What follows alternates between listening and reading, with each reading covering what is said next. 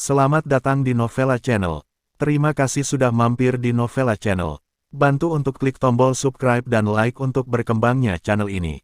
Dan jangan lupa untuk nyalakan loncengnya agar selalu mendapatkan notifikasi terbaru dari Novella Channel. Silakan menikmati cerita novel favorit Anda. Mari kita lanjutkan kembali kisah novel Aiden Enzo Kehidupan Super, episode 146, bersama Novella Channel. Selamat mendengarkan. Masih bersama Novella Channel. Mari kita lanjutkan. Melihat pesan teks ini, Vivian Low terkejut. Adelina Enzo, apakah wanita yang memberiku kalung itu terakhir kali? Memikirkannya seperti ini, sepertinya ketika Aiden Enzo mendengar nama Adelina Enzo, dia sangat terkejut. Wanita ini, juga bermarga Enzo, memiliki hubungan khusus dengan Aiden Enzo. Vivian Low melihat isi pesan teks, berpikir lama, dan menjawab, siapa kamu? Apa hubunganmu dengan Aiden Enzo? Ding dong, pesan teks itu menjawab, kamu ingin tahu, temui saya di kedai kopi. Pergi atau tidak, Vivian Low berpikir keras, bila dia pergi itu mewakili ketidakpercayaan Aiden Enzo. Jika dia tidak pergi, dia merasa kasihan pada dirinya. Karena, Aiden Enzo menjadi semakin tak terduga. Kembali ke laboratorium Bikan, belati di tangan Sirio menusuk Aiden Enzo dengan ganas dengan cahaya dingin. Tapi tanpa diduga, belati itu tidak menusuk hati Aiden Enzo seperti keinginan Sirio. Belati berhenti setengah jari dari dada Aiden Enzo. Di udara, tangan besar penjepit besi menjepit belati tajam dengan tenang dan biasa-biasa saja. Belati yang sangat tajam dan berkilau tidak dapat bergerak maju, dan bahkan jika Sirio itu menghabiskan seluruh kekuatannya, belati itu tidak dapat bergerak lebih jauh. 2 jari, hanya dengan 2 jari, belati itu terjepit. Sungguh kekuatan yang menakutkan ini. Sirio kaget, wajahnya penuh ketidakpercayaan.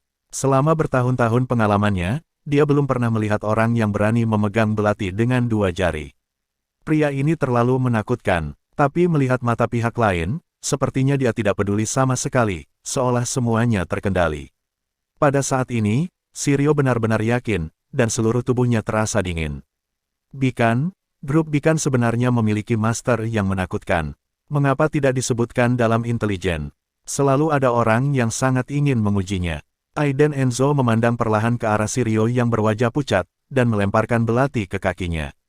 Jika kamu masih ingin mencoba melarikan diri, kamu bisa mencoba menggunakan belati lain, mungkin kamu akan berhasil. Aiden Enzo menyipitkan matanya, dengan nada mengejek. Mendengar kalimat ini, seluruh tubuh Sirio gemetar, dan dia tidak lagi ingin mencoba. Dia duduk lemas di tanah, menatap pemuda di depannya, tidak tahu harus berkata apa. Sepertinya kamu tidak berniat untuk berjuang lagi.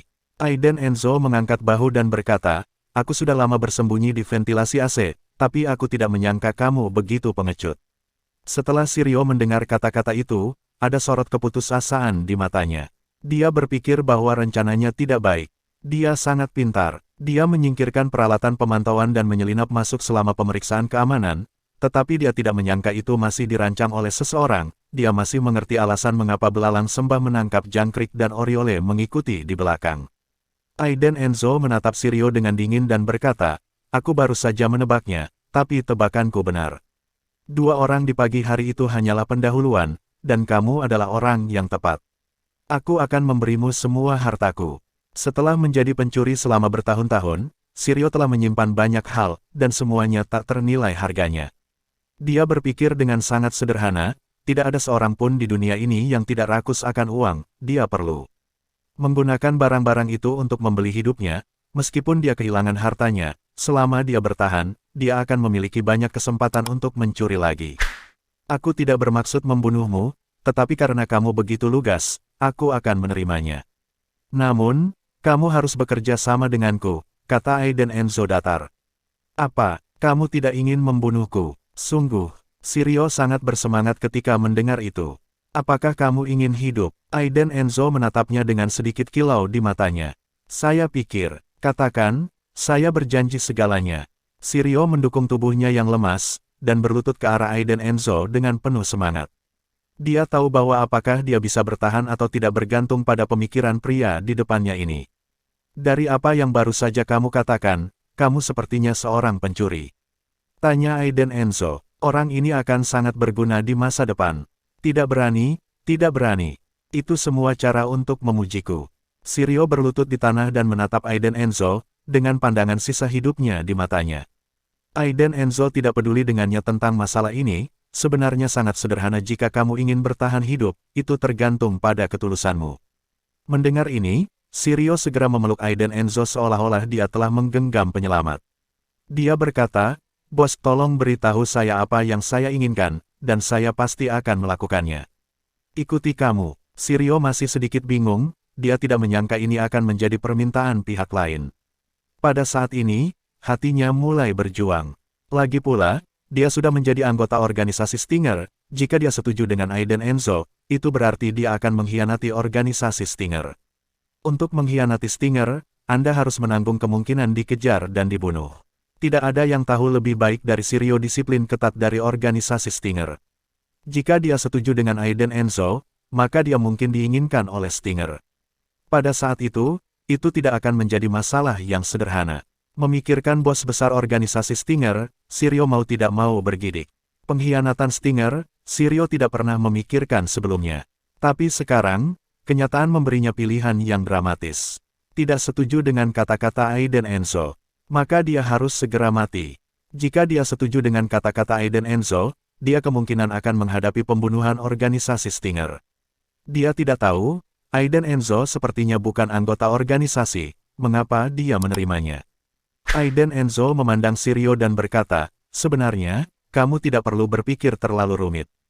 Jika kamu mengikutiku, kamu dapat bertahan hidup. Jika kamu tidak mengikutiku, kamu akan mati sekarang.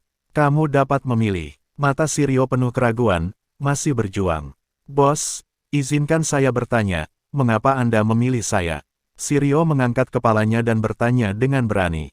Alasannya sangat sederhana. Ketika Aiden Enzo mengatakan ini, dia tiba-tiba berhenti. "Kamu tidak perlu bertanya lagi, aku secara alami punya pikiran sendiri.